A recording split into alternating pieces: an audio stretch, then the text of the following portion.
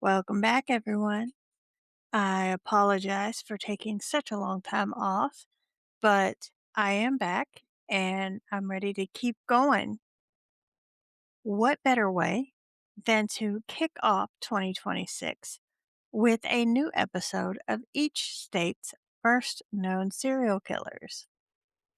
On today's agenda, Maryland.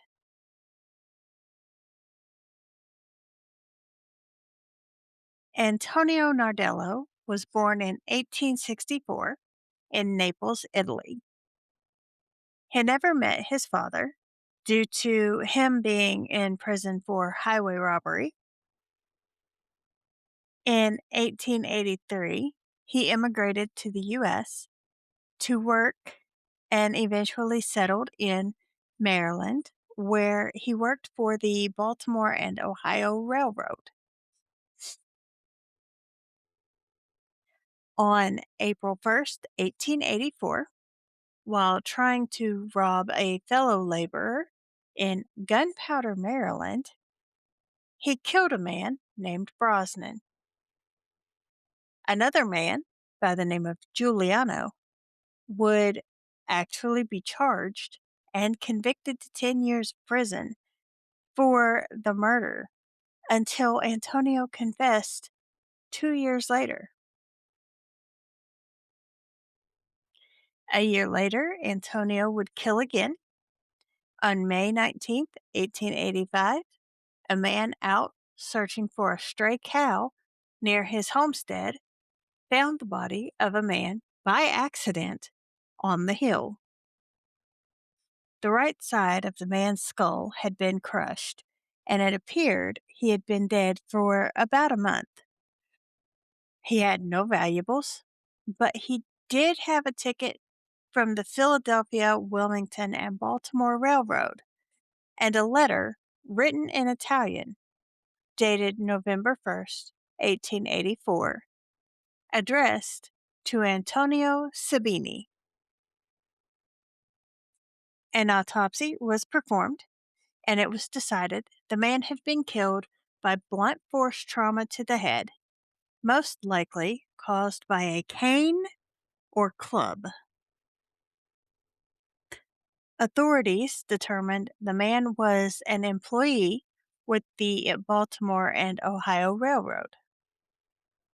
After conducting interviews, most of the workers believed the murder was committed by Antonio Nardello. Unfortunately, he had already left town in December of 1884, heading to Baltimore. There were no other clues to lead investigators. So, the body was buried and the case went cold. Nardello would admit to the murder on the day of his execution.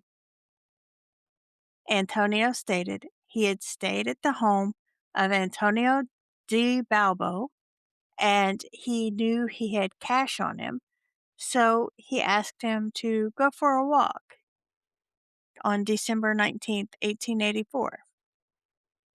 While de Balbo was distracted, Antonio then shot him and robbed his corpse before hiding him in the bushes.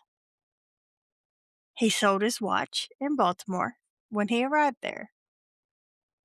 The police went ahead and closed the case, even with the discrepancies, one of which was the victim being shot instead of bludgeoned.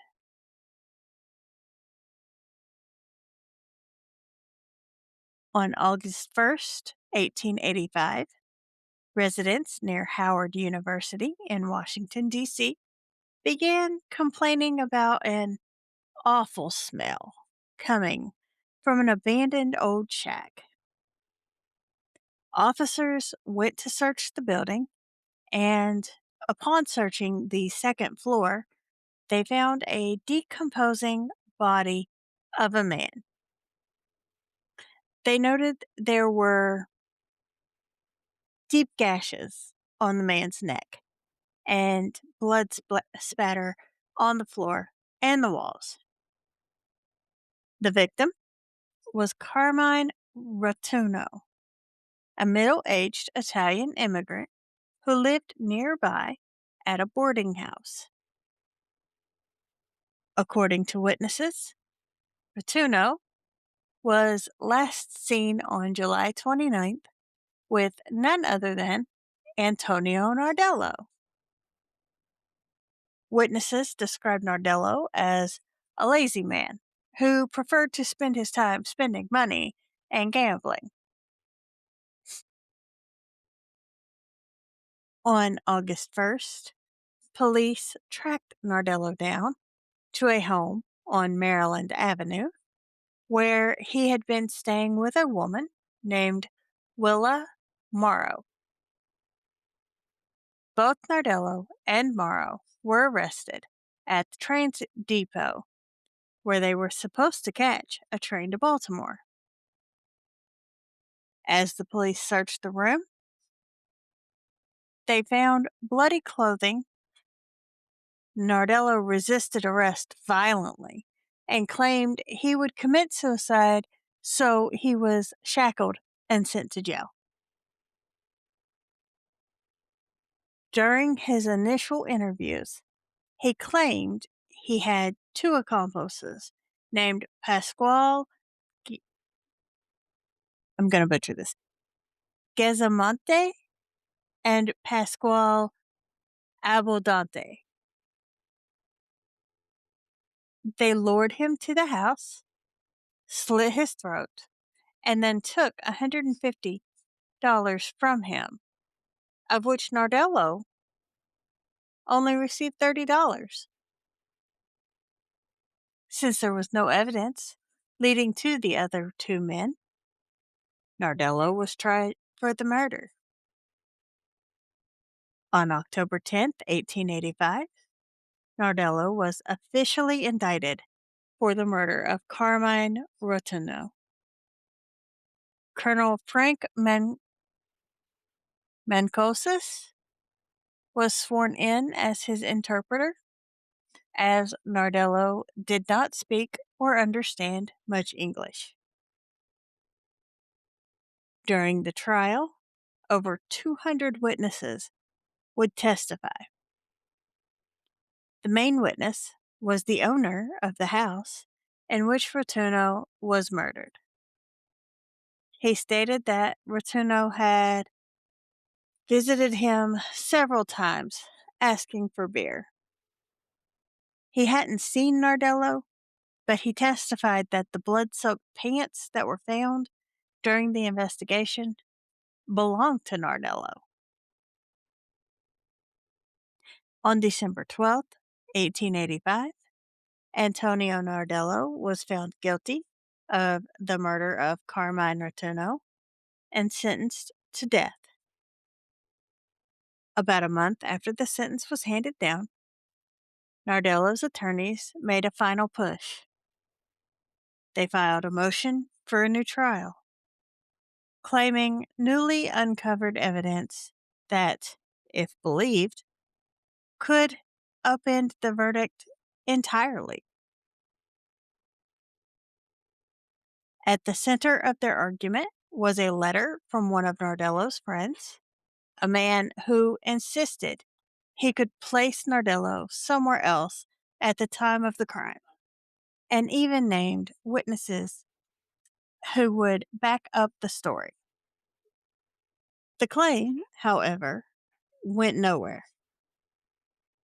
The court reviewed the motion, weighed the supposed new evidence, and rejected it.